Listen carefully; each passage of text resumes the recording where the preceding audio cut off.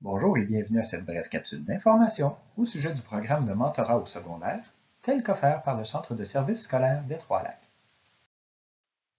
L'intention de cette capsule d'information est de faire un rappel des objectifs du programme, des rôles et responsabilités du mentoré, des rôles et responsabilités du mentor, ainsi que des modalités du programme. Débutons par un bref rappel du programme de mentorat.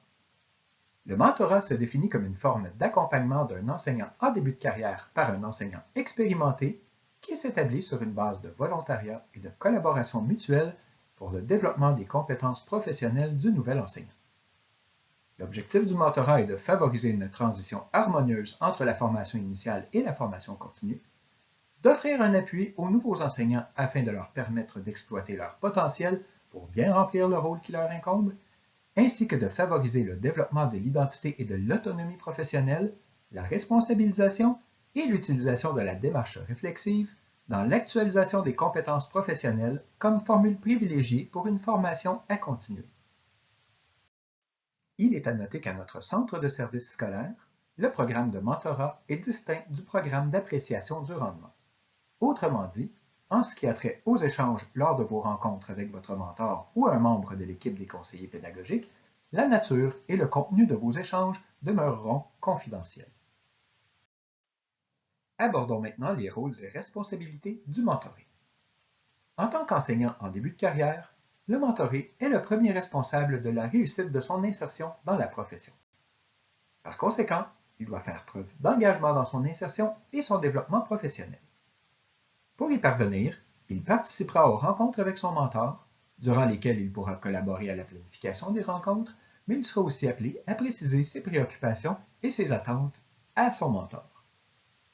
Il aura l'occasion d'échanger avec son mentor sur ses réussites, sur les défis auxquels il fait face, mais aussi sur les moyens à privilégier pour surmonter ces défis. Il aura le souci de développer des comportements éthiques et professionnels, notamment en assurant la confidentialité des échanges avec son mentor. Il collaborera à l'établissement d'un climat de confiance et il sera enfin appelé à respecter son engagement. Le mentor, pour sa part, est appelé à soutenir l'enseignant en début de carrière, notamment en planifiant des rencontres avec son mentoré. Il est à noter que la planification des rencontres deviendra, au fur et à mesure du développement de la dyade, une responsabilité partagée entre le mentor et son mentoré.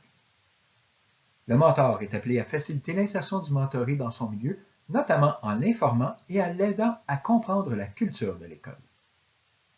Il guidera le mentoré dans sa pratique, entre autres par l'observation, les échanges et l'analyse de situations pédagogiques, mais aussi par des situations de résolution de problèmes. Le mentor ici n'est pas là pour prendre les décisions, mais pour soutenir le mentoré dans sa réflexion professionnelle. Le mentor offrira de la rétroaction, c'est-à-dire qu'il valorisera les forces et les réussites du mentoré, mais il l'aidera aussi à cibler ses défis. Le mentor doit collaborer à l'établissement d'un climat de confiance avec le mentoré, notamment en assurant la confidentialité des échanges. Il contribuera aussi au développement de l'identité professionnelle du mentoré. Cela veut dire que le mentor ne doit pas créer un mini-moi avec le mentoré, mais il doit permettre à ce dernier de trouver sa propre voie professionnelle. Le mentor alimentera la réflexion au regard des comportements éthiques à adopter et il devra aussi respecter son engagement. Par conséquent, le mentor joue un rôle au regard du soutien au développement de vos 13 compétences professionnelles.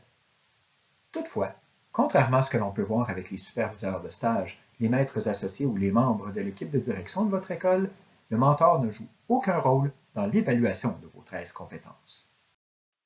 En ce qui a trait aux modalités du programme, nous vous invitons à vous référer au programme de mentorat primaire-secondaire du Centre de services scolaires des Trois-Lacs. Les membres du comité qui régissent le programme de mentorat ont le souci constant de s'assurer que le programme soit le plus accessible possible et qu'il réponde le mieux possible aux besoins des enseignants.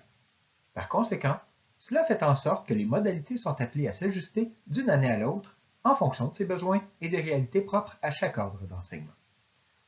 Ainsi, vous trouverez la plus récente version du programme en allant sur le SharePoint des services éducatifs aux jeunes.